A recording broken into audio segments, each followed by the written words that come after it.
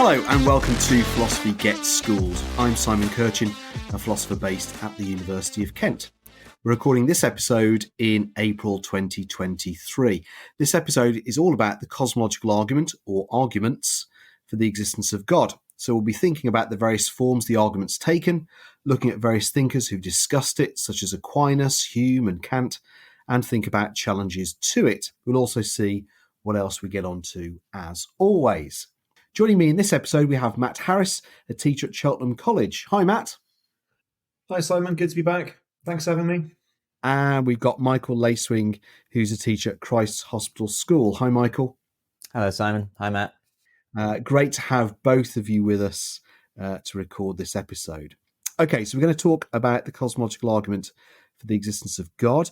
This argument is one of the main arguments given in different religious traditions and at different times for the existence of God, and comes in a number of versions. It also appears on several specifications. It's part of the AQA philosophy spec, the religious studies specifications from OCR, EdXL, EDUCAS and others, and it's also on the IB. And if you're studying Scottish Highers, then you need to be aware of the cosmological argument because Descartes and Hume were very interested in it, as we will see. So let's start with the basic idea of the argument. Michael, do you want to start us off on this, please? Yeah, sure. I think the cosmological argument is an attempt to sort of elaborate on the question, why does anything exist? So that's the kind of big question. Why is there something rather than nothing? And there's kind of two ways of thinking about that. When we think about something existing, the normal explanation for why it exists, we refer to what caused it. So we've got this idea that, what brought something into being? Why do I exist? Well, my parents met and, the rest is biology. And if we kind of go back to why the human species exists, we might use a theory of evolution or something like that. And we can talk about artifacts. Why does my watch exist? Somebody built it. So our normal kind of explanation to why a particular thing exists is in terms of its specific cause. But the cosmological argument in all of its forms says, well, why does anything exist? Let's take the whole jolly lot.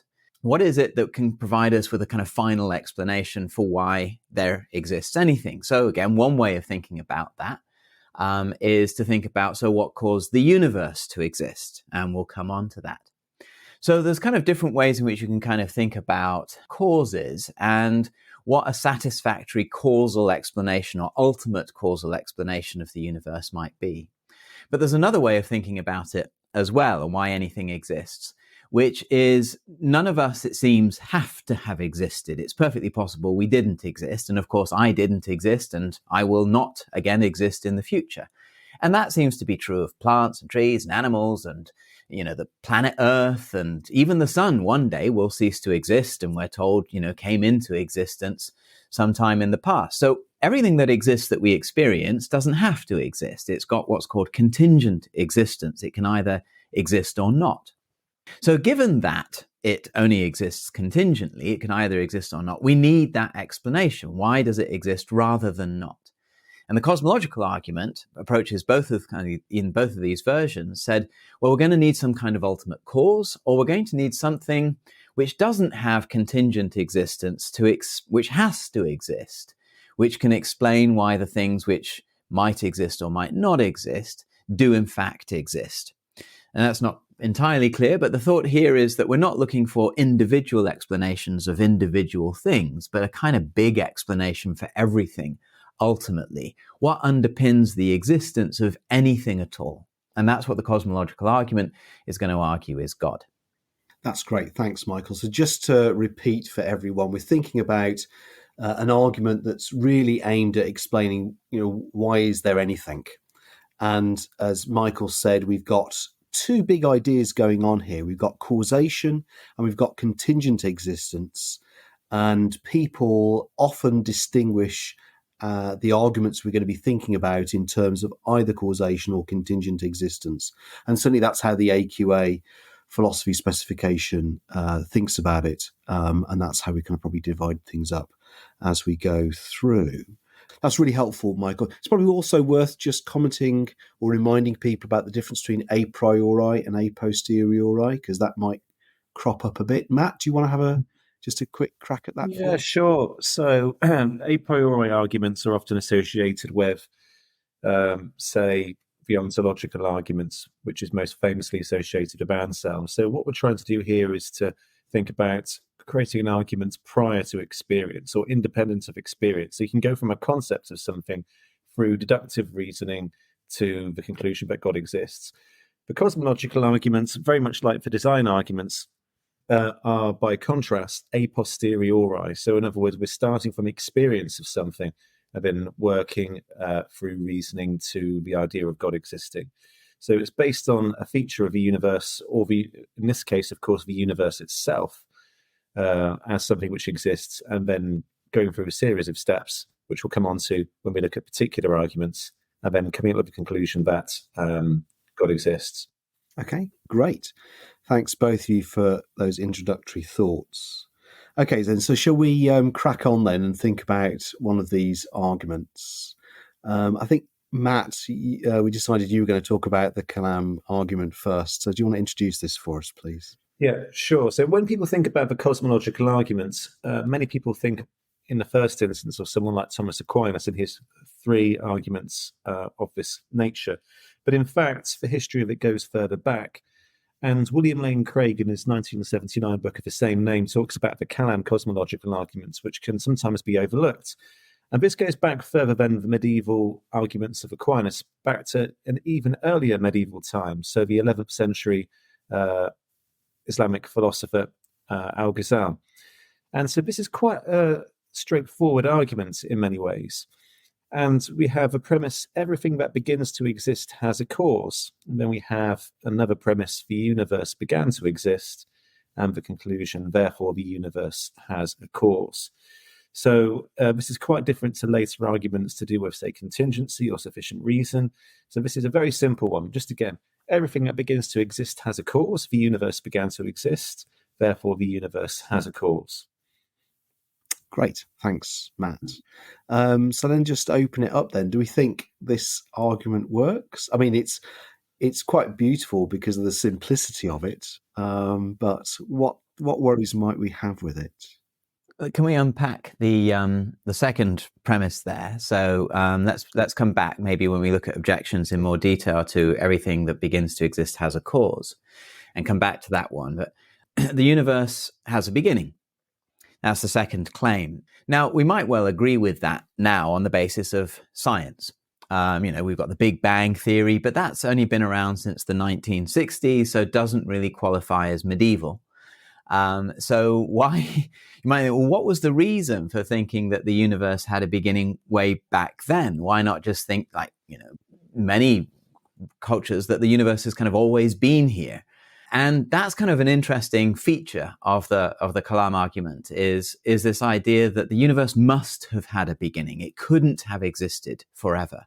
And this was kind of developed in reflecting on the idea of infinity and the infinity of time. So the argument kind of supporting that claim that the universe must have had a beginning is to notice that the universe is something that exists through time. It's a temporal thing. We exist in time. And then kind of making an argument that something which is temporal can't be infinite.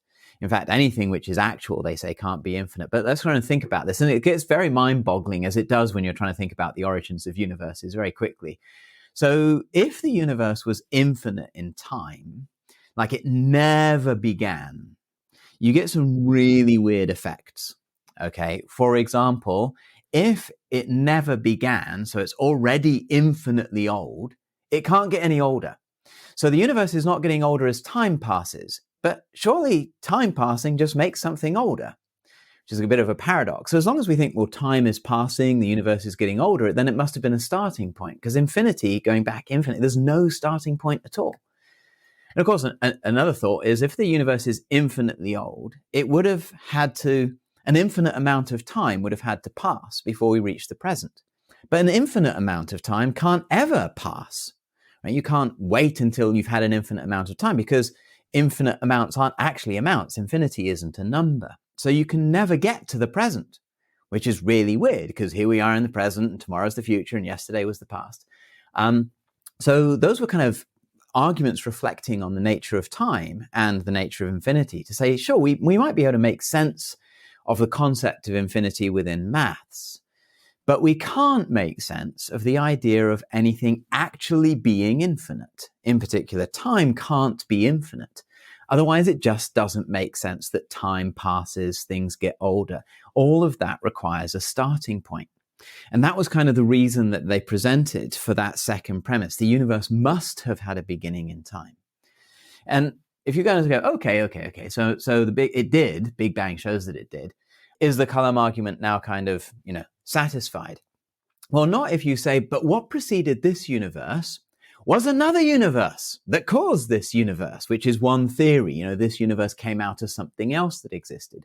Because then again, you open up the possibility of an infinite series of universes, which are temporal phenomena, each causing the next one. And you can't have that either, because if there was an infinite series of universes before we get to ours, we would never get to ours, because you wouldn't have this infinite series of universes going back in time kind of thing. Now, I know that's an oversimplification of the physics, but the Kalam argument is kind of saying whatever explains the universe has to be a kind of absolute beginning.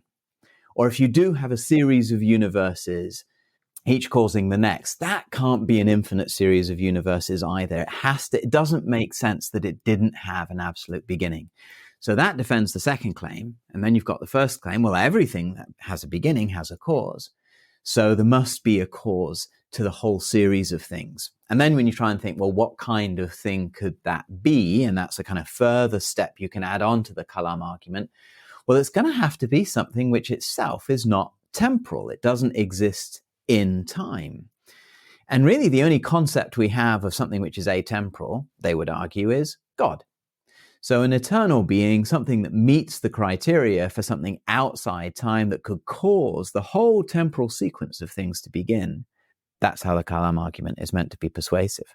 Okay, thanks, Mike. That was very comprehensive. Matt, have you got any thoughts about infinity? Very short one, but it's quite interesting. If you're looking for a scholar you could use to try to challenge that second premise about the universe must have had a cause, you've got maybe Aristotle you could bring up. So, of course, he thought that the universe would have to be sort of coextensive with the prime mover, because we got motion always trying to seek out the prime mover. So even if for the reasons which Michael has mentioned already, that kind of reasoning is incorrect, you could always bring up Aristotle just to knock him down if you're trying to look for that kind of point counter response structure. If you're writing an essay, you could bring up the Kalam argument, bring up Aristotle to challenge it, and then use Michael's arguments against infinity being a cogent idea in order to battle it down. Great. One quick question from me to both of you about all of this material. So, well, first of all, a comment to all the students. So as you can see, cosmological argument is the argument for the existence of God. Is it that exciting? Perhaps not. But actually, the cosmological argument brings in so many interesting philosophical notions, such as causation, contingency, types of existence, and infinity. When I was studying this stuff, first of all, when I was a teenager, I really got into infinity.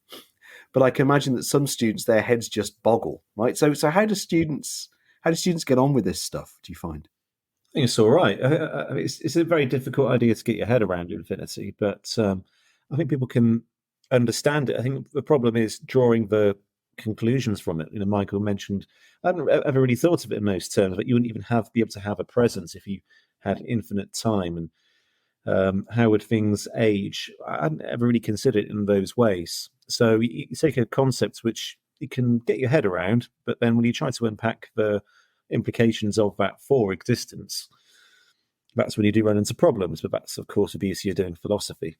You get to take an idea which seems straightforward, and then you find it's far more complicated when you think about it more carefully. I mean, my experience is they enjoy the mind-twisting nature of thinking about it in the first instance. It's kind of one of those mind-blowing moments in philosophy. But then with some time with it and thinking about the paradoxes of an actual infinity, my experience is that most of them kind of get it. We've got the concept of infinity, and that might be coherent, but the idea of something actually being infinite, that's much less coherent. And going from something which seems completely beyond understanding, beyond comprehension, and then working through and seeing and understanding it, actually, that's quite a rewarding experience for a lot of them. Okay, great. So let's move on then, because we haven't got an infinite amount of time. So I think Matt mentioned Aquinas a little while ago. So there's Aquinas' 5 ways, and the first 2 ways kind of are going to be in this section. So someone want to start us off on one of Aquinas' ways, but I'll let one of you decide which one we do first, because there are different ways of teaching this. I don't mind having a go at these 2 ways, because in some ways they're quite similar. So these are 3 of Aquinas' 5 ways for the existence of God, and the other 2, of course, we've got gradation, which no one really seems to talk about much these days, and the design argument. But in terms of the 2 of his 5 ways which fall into this category when we're talking about causation, one of them is about motion, and the other is about causation in some ways. So the idea is that Aristotle, and he looms large here in terms of his different kinds of causes, and so does his idea of motion. And so Aquinas latches onto this, and he observed that all things are moving, and of course we've got the idea of potentiality and actuality here. So an acorn is actually an acorn, but it has a potential to be a tree. So how does it move to become a tree? Well, something moves it. Nothing can be the mover of itself. And so there must be a mover doing this. And of course, what about the universe as a whole and observing the movement in it? There must be something which moves the universe, which is external to it, and that's the unmoved mover or the prime mover. Now, when I was growing up, I thought the prime mover was John Travolta. I'd seen Saturday Night Fever. I tried to emulate that. I put my back out a few times, never again. But how wrong I was. It turns out that the prime mover is some divine being, which, of course, Aquinas identified as God, which is the agent of motion in the universe, of individual things in the universe itself. So that's one of his ways. Another one of his ways is very similar in some ways. I understand it as being relatively similar to the Kalam argument, that every effect has to have a cause to come into being. This is where we can draw upon Aristotle's idea of efficient causation. Nothing can be the cause of itself. You cannot have an infinite regression of causes and effects in the same way you can't have an infinite regression of motion for the previous way. And so there must be something outside of a chain of causes and effects, which is the efficient cause of the universe, and which has itself no cause. And again, we call that being God.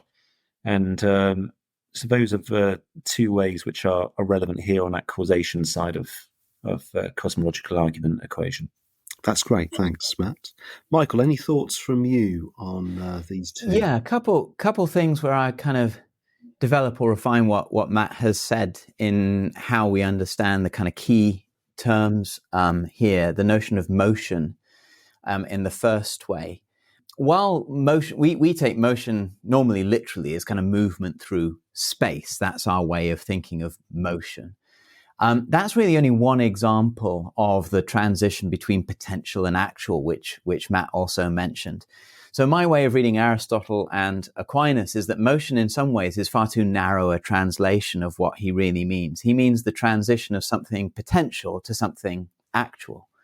So something could be potentially moving through space and is now actually moving through space is one example. But something could be, for instance, cold, potentially could be hot if you heated it up, and then you heat it up and it is actually hot. And that also counts as motion from cold to hot in Aristotle's kind of use of this term. So I think of it as a transition from potential to actual.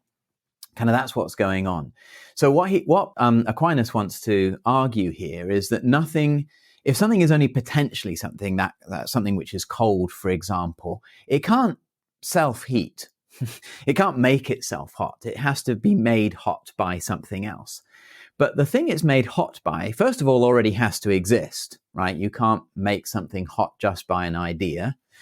And presumably it needs to have something which is related, which can generate, can change, can have an effect on that thing to change it from potential to actual. So, for example, it needs to be a source of heat. It needs to generate heat like an electric hob or a match or a candle or whatever it is. So that already needs to have the property. It needs to be actual. So at the beginning of everything, before there's anything and for anything, it's all potential.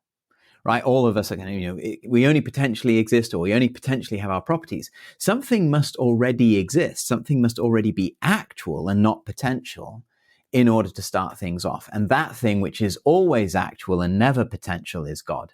This idea that God is never in potential state. God is always pre-existing everything which is changing in this kind of way.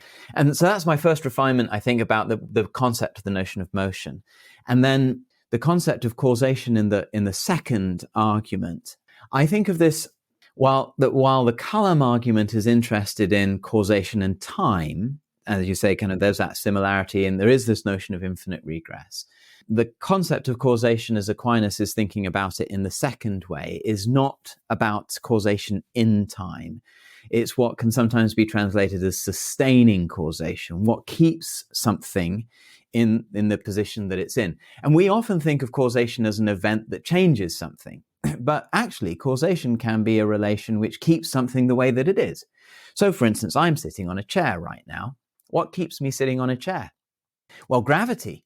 Should gravity cease to operate, I would float off my chair like one of those astronauts in the space shuttle or, in the International Space Station or something like that. Gravity is a constant force, is constantly having an effect on me and my body. It sustains my sitting on the chair, as does the rigidity of the chair. Should the chair suddenly be vaporized, I would collapse onto the floor. So these are kind of sustaining relations. And Aquinas has this idea that anything has to be kind of kept in existence, kept in the state that it is as well. And we'll get on to that with his third way a little bit more. So what sustains something? Do I sustain myself in existence? Does the chair sustain itself in existence? What keeps something in existence? Just like what keeps me on the chair? Well, what keeps me alive, existing at all? And as Matt explained, you can't have an infinite regress of things sustaining it. So let's take the gravity example. What keeps gravity going, right? What is it that keeps gravity going? And we might try to explain gravity as an effect of the interaction between mass and space. But what keeps space in existence, or what keeps mass in existence? Eventually, you've got to come to something which doesn't need anything else to keep it in existence. That's the original, most basic thing that exists, and that's God.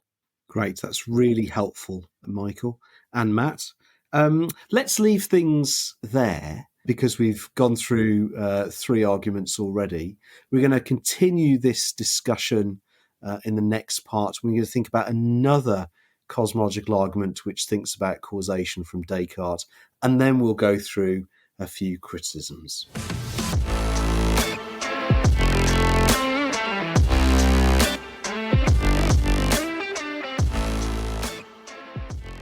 And welcome back. Before we move into this segment, just to remind you to check out all our other episodes, which you can find on our Podbean site or via Apple, Google, Spotify, and all other good podcast sites. I've also got another podcast series called Philosophy Takes on the News, where most weeks I get a few philosophers together to talk about the week's headlines. Okay, so we've introduced the basics of the cosmological argument and discussed 3 versions of it, each of which rely on some general idea of causation. Let's think about one more version from Descartes before we start on some criticisms. So, Michael, do you want to introduce Descartes for us, please? Sure. Descartes' version has some similarities and some important differences. The important differences derive from where in his general theory in the meditations he's got to. So to understand why he says the things that he says and some of the differences, we need just a really brief bit of background. So Descartes is in a project to try and discover what he knows for certain. And so he produces this very strange idea, but one which has been very powerful, that he could be being deceived by an evil demon that makes him think that things in the outside world exist when really they don't. And it's just like the evil demon in him, Descartes, his mind. So he comes to a kind of first certainty that he exists as something that thinks. So he exists as a mind. And his next move is to try to prove that God exists, because he's got to get rid of this damn evil demon who's, hanging around the edges and saying he can't really know anything. And he's going to do that by proving the existence of an almighty, perfect God. That's his approach. So this gives rise to a couple of peculiarities in terms of what Descartes is doing. The first is that, as Matt said at the beginning, the cosmological argument is normally considered an a posteriori argument because it starts from our experience of the existence of things outside our minds and then tries to say also, where did they come from? Descartes' version is supposedly actually a priori because it starts from recognizing that he himself exists. And he can know that through pure reasoning by reflecting on his thinking. He doesn't need sense experience to know that he exists. He exists as a thinking thing. And so his version of the cosmological argument is like, why does anything exist? And the only thing I know that exists is me. You might think this is the narcissistic version of the cosmological argument. So why do I exist? And what it is for Descartes to exist is just as a mind. So actually, it's an a priori version of the argument. Okay, but otherwise, it has some similarities to it. So he starts off, and there's real similarities to Aquinas' second way, the notion of sustaining causation. He says, so why do I continue to exist? And he goes, well, I'm contingent. I could cease to exist. There's nothing that I can detect in my mind which would indicate that I am a necessarily existent being. And he says, I'm clearly not an all-powerful being, because if I was, I'd be perfect. And damn it, I'm not. I can't make myself immediately omniscient or anything like that. I mean, I'm in doubt, for goodness sake. I don't know what exists. This clearly shows that I'm quite an imperfect being, and that applies to my existence as well. So why do I continue to exist from one moment to the next? I can't sustain myself in existence. I don't have that power. Well, nothing can cause itself. We had that premise before as well. So it must be that something outside me, outside my mind, actually is the cause, sustaining cause of my existence. Why do I continue to exist?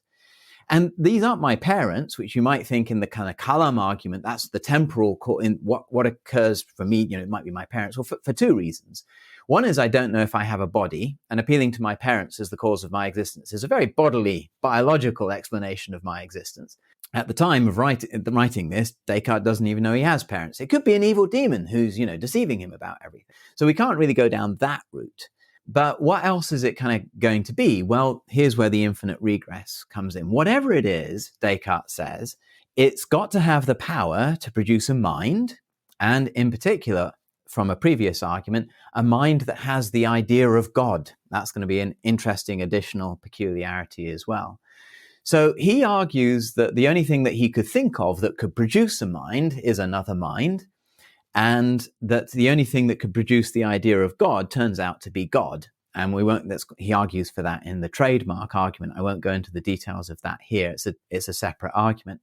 But the thought is, so it could be that something else produced him as a mind, but then we'll just get this infinite regress. So whatever keeps me in existence, either itself exists contingently and needs to be kept in existence, or we get to the idea that what it is a mind which has the idea of God and can produce the idea of God and doesn't have contingent existence, but exists necessarily. Well, that is God. So you've kind of got these odd features that the existence of everything for Descartes is just himself, and himself is just a mind. So it's a kind of, supposedly, if it succeeded, it would be an a priori deduction of what keeps Descartes' mind in existence. Okay, great. Thanks, Michael. That was really helpful. So that's kind of 4 versions of the cosmological argument. All of them have their interesting differences, but we're seeing sort of common themes here. Causation of a sort. We've got infinity going around, all sorts of other things. And this has brought forward some interesting criticisms from people on these versions of the cosmological argument. So shall we go through some of the main criticisms then? Who wants to start us off? Yeah, so we've got David Hume, that well-known skeptic, who in his dialogues concerning natural religion takes a couple of pot shots at, design and cosmological arguments. But probably his most well-known criticism of the cosmological argument, later taken up by Bertrand Russell in his radio debate with Copleston, is what's become known as the fallacy of composition. The idea here is that just because every human being has a mother, so again, we can think about just because every effect has a cause, we can kind of see that analogy there. It doesn't mean that the human race has a mother. And so, in other words, why look for a cause of the whole series of causes and effects? So that's one argument which is often seen as quite powerful against it. I'm not entirely sure it is as powerful as people say it is. Herbert McCabe, in his book God Matters, criticizes this idea and says that it's not unreasonable for people to try to look for a cause of the entire series. And he's quite critical of Russell about this, that he uses the example of dogs. We see a dog being born, another dog, another dog. And it's not unreasonable to say, well, where did dogs come from? We can do the same thing with the universe. We can see causes and effects. We can see motion. It's not unreasonable to think, well, where did all of this come from in the first place? Why stop short with questioning, even if we have to say in the end that it's a mystery? But then Herbert McCabe says it's that mystery we call God. So many people think this fallacy of composition, as it's become known, is some kind of slam dunk argument against cosmological arguments, but I'm not entirely sure it is. And there are relatively recent books, such as God Matters by Herbert McCabe, which try to defend the cosmological argument against that accusation. Then there's Hume's more general program in terms of his skepticism concerning causation. In other words, just because we see B following A continually, so A happens and then there's B, A then B, A then B, Hume would say there's no necessary connection of causes and effects. And of course, this is much more of a serious argument against, say, Callum arguments. Some people would say the second way of Aquinas is because it could be understood in terms of efficient causation as one thing causing another thing. He talks about ultimate cause, intermediate causes, and then ultimate effects. So some people do read it as chronological succession of cause and effects rather than just referring to constants. It's a matter of interpretation there. So some people say it could be used against the second way of Aquinas as well. And instead, Hume says we have a psychological expectation that B will follow A from contiguity, from one thing following from another thing time and time again, but there is no necessary connection in reality. There's only a psychological expectation. So Hume has those two arguments, and anyone want to jump in and talk about either of those or any other arguments against cosmological arguments? Yeah, Michael, any more thoughts? I agree.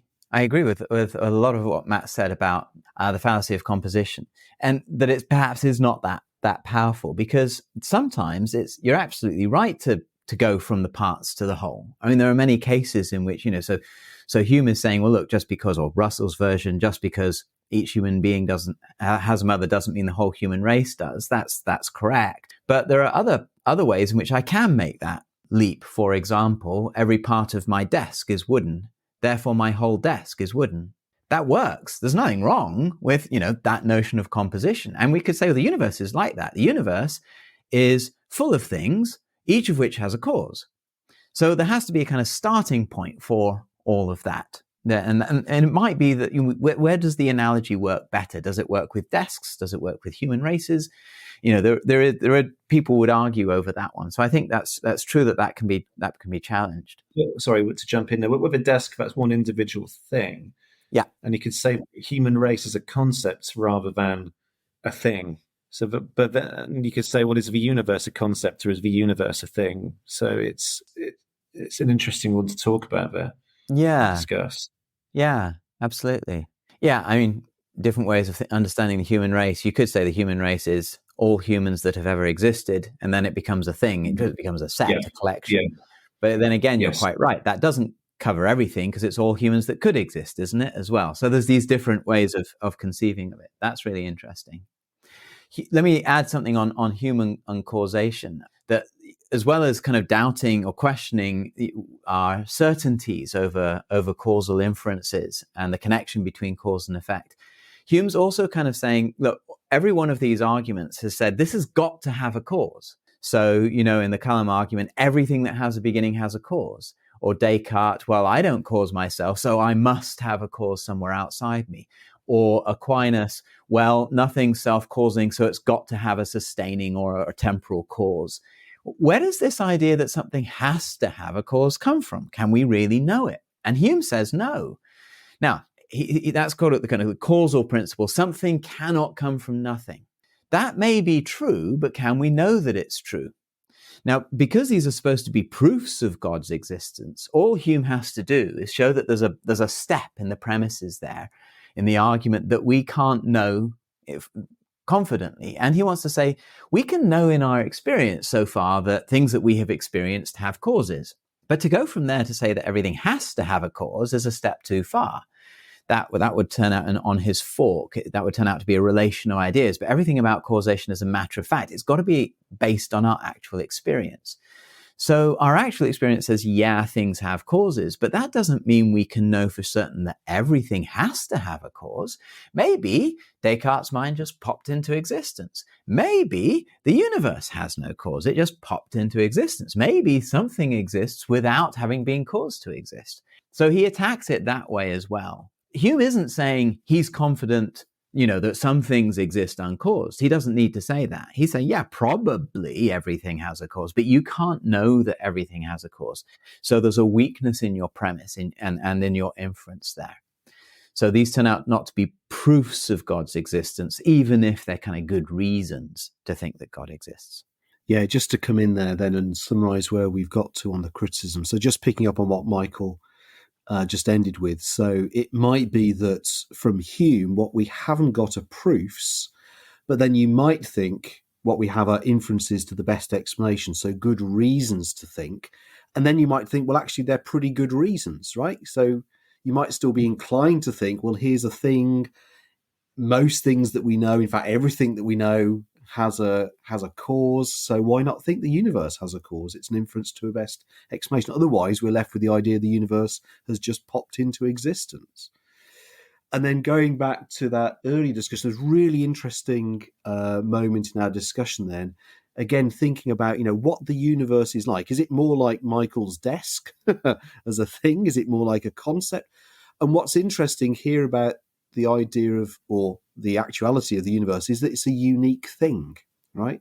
And so we're trying to give an argument for the existence of a unique thing.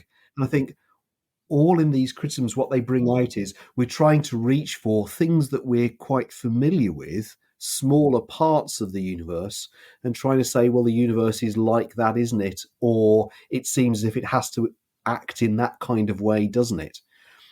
But you might always have the sneaking suspicion, well, the universe is a unique thing. So is it cause, or does it just pop into existence? Is it like this, or is it like that?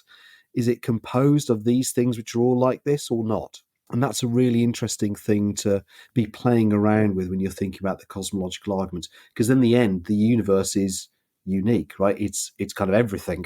And I always thought that was, when I was studying this, first of all, I always thought that was very, very interesting. Any more thoughts from either of you then about criticism so far? I suppose one thing is the argument from special pleading. If everything has to have a cause, what about God?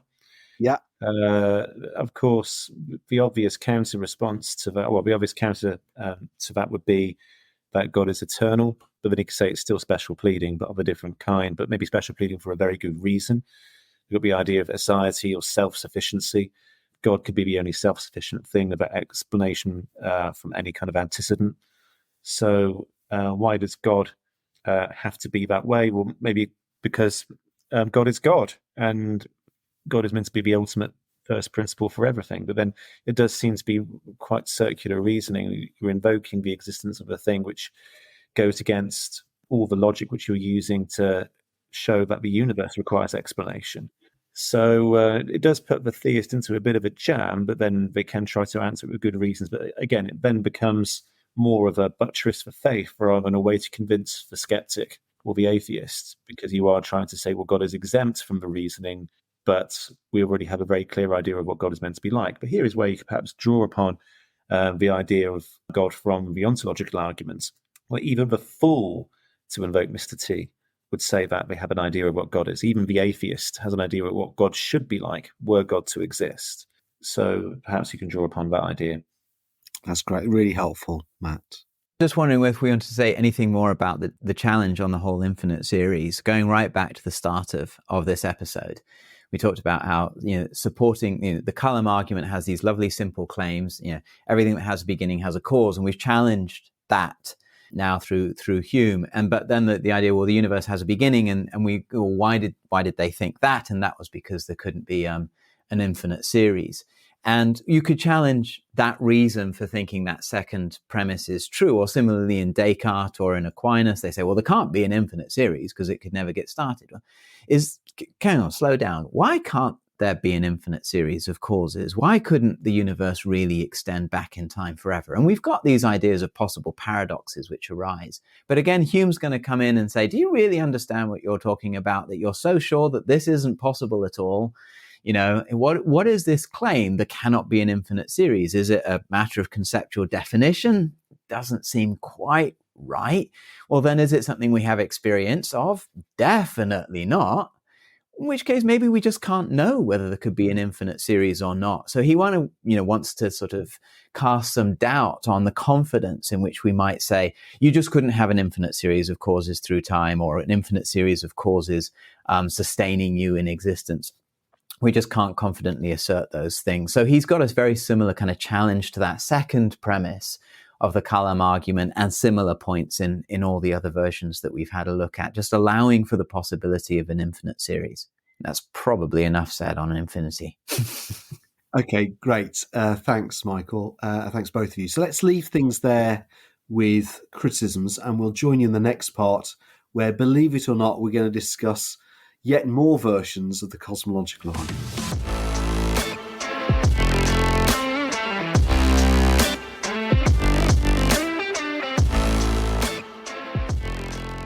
And welcome back. Let's move on then to discuss two more versions. So far we've been focusing a lot on causation in different ways. That's often how the arguments or the versions that we've looked at previously are thought about. The next two versions are based on a slightly different idea of contingency. So, Matt, do you want to take us back to Aquinas first, please? Sure.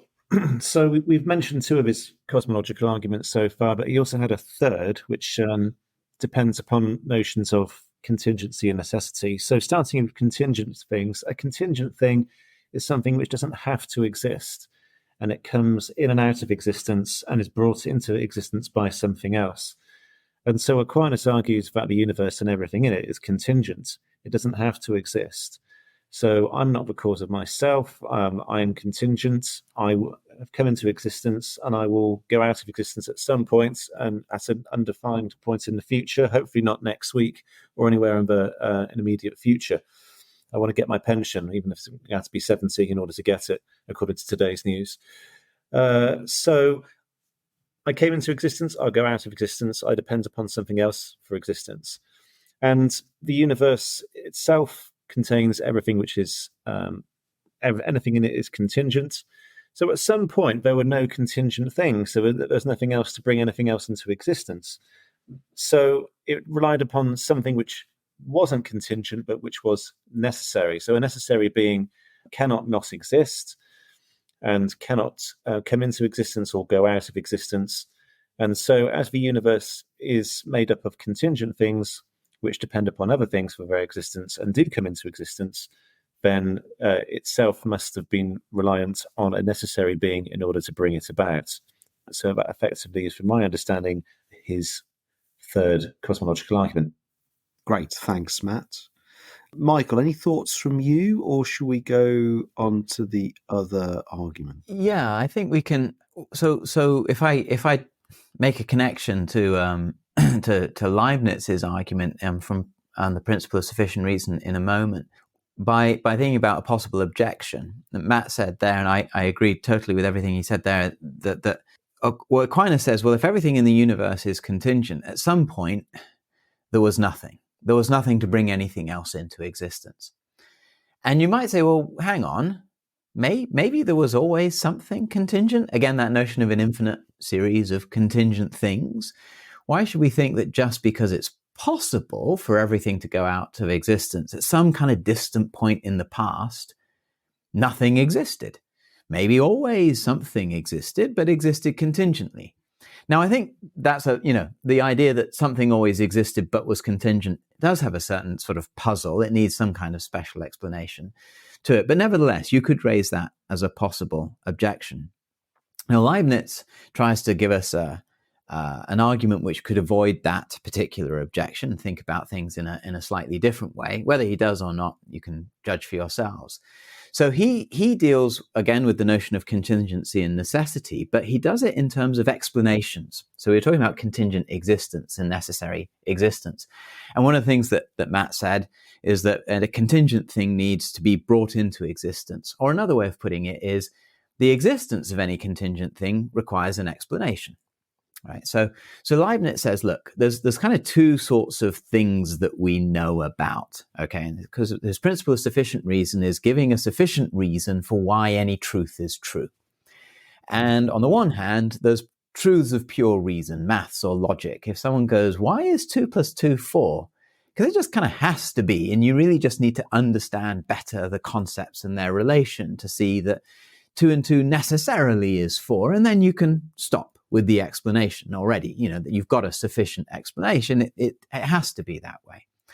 But with anything about the universe, for instance, everything is contingent. All of our truths about physical objects in the universe are contingent. So why is it this way rather than another way? And Leibniz says, well, you can try and give an explanation of a contingent thing in terms of something which refers to something else which is contingent. I exist because my parents existed. My parents existed because my grandparents existed. And there's kind of a series of explanations. And you could do that with anything. Why do I see the leaves as green? Well, that's because of the light. Yeah, but why do I see light in this wavelength as green? And we can talk about the way in which our retinas are set up and the cones. But why do I have cones in my... And you can keep going with these explanations. So any explanation of a contingent fact that makes reference to another contingent fact just raises another question. And what explains that? So Leibniz says you can't ultimately explain any contingent fact by reference just to other contingent facts. You've got to go outside the whole series. And there's a very similar move that we've seen elsewhere. So if you're going to have a sufficient, i.e. final explanation for any contingent fact, you've got to get back to something which is necessarily the case. So in terms of the existence of contingent beings, we go back to the idea that there is a necessary being, and it's the existence of that necessary being that explains the existence of all of the rest of us. And that's Leibniz's argument from the principle of sufficient reason. Thanks, both of you. That's really, really helpful with those two arguments done in an amazingly short amount of time. Good explanations. So shall we think first of all then about some standard criticisms and then do some evaluation at the end about what we think about the argument or various versions of it.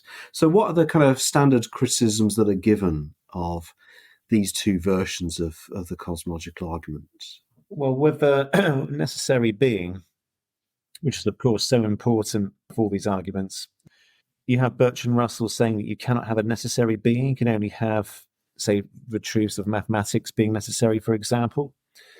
So if there is no necessary being, then of course the arguments don't work. So if we say, well, you can have, say, 1 + 1 necessarily equaling 2, it's necessary that a triangle has 3 sides, but you cannot have a necessary being. So the first example there pertains to number, the second pertains to concepts. But at the ontological level, if you say you cannot have, or you have Kant famously saying you cannot have an analytic existential proposition. So if we're into that territory, and if you hold true what Russell says, then the argument's in trouble. But then you could flip it around the other way, and you could say it's not analytic in the concept of necessity to exclude ontology. So you could turn it around the other way and say, well, that's just an assumption which Russell is making, and one which is, of course, very convenient for his own worldview. So I don't know what we make of that if you want to turn that around a different way. Yeah, I'd certainly agree that it's quite hard to think about where the assumptions are lying or whether they're equally kind of fundamental. Hume wants to say, look, to say that something exists is a matter of fact, so it's not an analytic truth, so it's something we've got to discover through experience. And then Kant develops that further, as Matt's already kind of said, to say that something exists is just to say that there is a correspondence between your concept of it and the world. And that's all it is. And that correspondence can never be by necessity. So you can't have that. But as Malcolm points out in his ontological argument, these ideas are saying, well, it can't be necessarily true that a certain being exists, but we're talking about the existence of a necessary being, which is a different kind of existence, which is so there's a kind of confusion. He accuses Kant and Hume of being confused over the distinction between a necessary truth and a necessary being. And I think it's quite interesting to think about whether the concept of a necessary being really is an incoherent, a self-contradictory concept. I don't think it necessarily, I don't think it is, let's take necessarily out of it. I don't think it is a contradiction in terms that a being could exist necessarily. But I do have problems with thinking that we can infer or deduce the existence of such a being in the way in which we have tried to do so today, or indeed in through other arguments such as the teleological or ontological arguments. So when you mentioned the idea, Simon, that under Hume's sort of criticisms that we shouldn't think of cosmological argument as deductions of the existence of God, but we might think of them as inferences to the best explanation.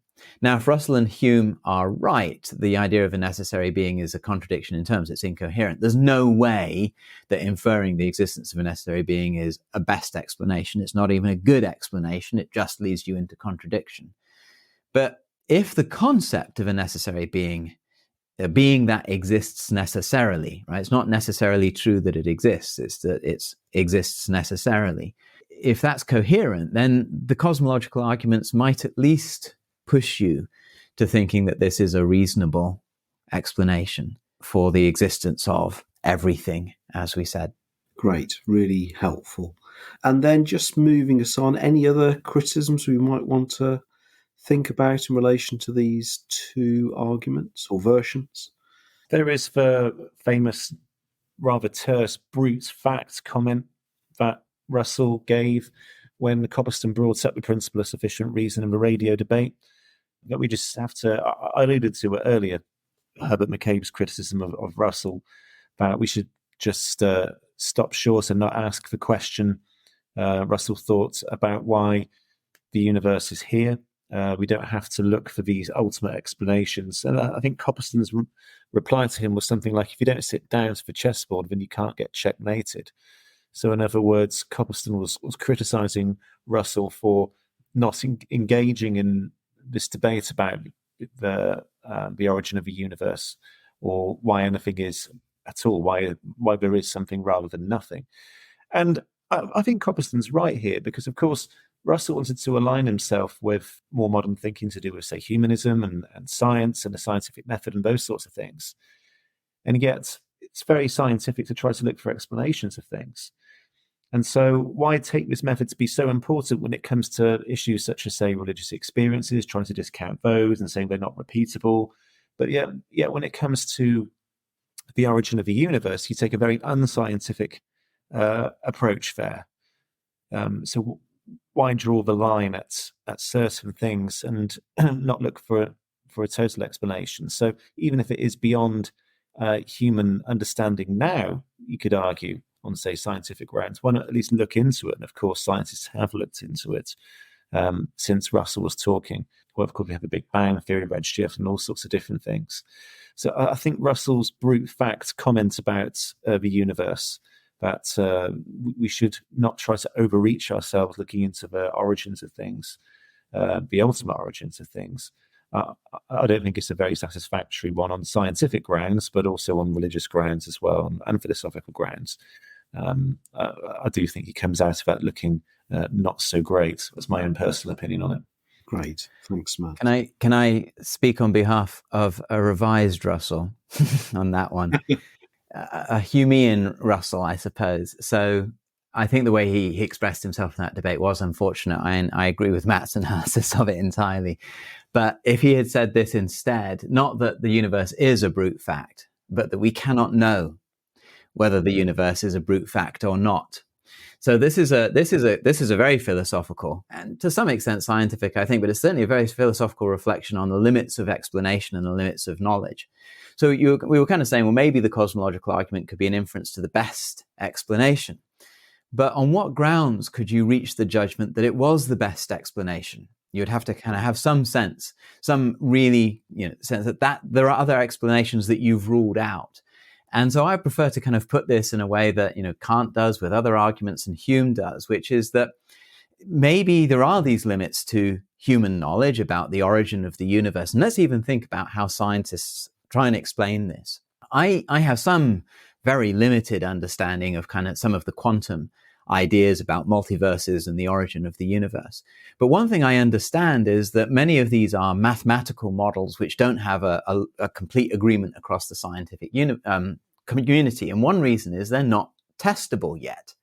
And until we can actually test whether other universes exist, even though the mathematical model at the quantum level makes it likely that, or makes you think that it does, for many hard-nosed scientists, just having a model of how things might be is not sufficient confirmation. We need in some way to be able to test it. But of course, being able to test whether there is another universe is an empirical test beyond imagination at the moment. So what we should do, following the scientific method and empiricist philosophical reasoning, is say we can't know. The same would be with the idea of a necessary being or something like that. So I would kind of perhaps say, well, the cosmological argument gives us a reason. Is it to think that God exists? Is that the best explanation? I don't know how to judge that. So we are left, okay, maybe Herbert McCabe says you're left with mystery. I would say we're left with ignorance. Two, could be connected in some way, but maybe the cosmological argument forces us to keep an open mind about the limits of human knowledge. And maybe that's enough for faith to step in and to show that faith doesn't contradict reason here. Or maybe for some people, that's enough to support an atheistic or an agnostic view of the world, at least. I do maintain that the cosmological argument is, in my opinion, probably the most compelling reason for theism. I think it's much more compelling than the design argument, and it's much better than the logical trick, which is the ontological argument. I think for me, it kind of boils down to the idea of why is there something rather than nothing? Even if we appeal to the idea that there could possibly be other universes, and if we're talking in terms of knowledge of those, it being well beyond the limits of knowledge, I would have to agree with that. But even if we posit the idea that there could possibly be another universe preceding this one or in some way related to this one to explain this universe, we're still looking at something which would be contingent. How did that thing or that series of things or set of things come into being, whether or not it has any kind of causal efficacy for this actual universe in which we inhabit? And so then we are left with something, the nature of which we do not know. And this is where we bring in the idea of mystery. And that's, of course, where ignorance comes in. We cannot possibly know that which caused the other universe, set of universes, or this particular universe, whichever way you cut it, whichever model you choose to use in order to explain our current situation. But that all those things or sets are contingent. They must rely on something else. And we cannot possibly know whether that which brought these things into existence is anything like the God of classical theism. It could be rather nasty. It could be morally neutral. And that's one of Hume's points. Even if there is something causing this whole series of causes and effects, or motion, or contingency, however you want to understand it, or if something is a sufficient reason for these things to come into existence, we can't know the nature of it from cosmological arguments. It could be like a deist God, which kind of winds up the universe and lets it go. It's perfectly possible. But I do think there has to be something which caused everything to come into effect, however, which way you want to understand that, according to the different cosmological arguments we've surveyed so far. Great. Thanks, both of you. Why don't we leave things there? Great explanations from the two of you of quite some complicated arguments, their different versions, and some really interesting reflections right at the end. So, Michael, thanks very much for coming on. Oh, thanks for having me. And Matt, thanks to you as well. Yeah, thanks for having me. Really enjoyed it again. Great. And thanks to you for listening. Hope you enjoyed that. Hope you found it useful. And I hope you check out some of our other episodes in Philosophy Gets Schooled.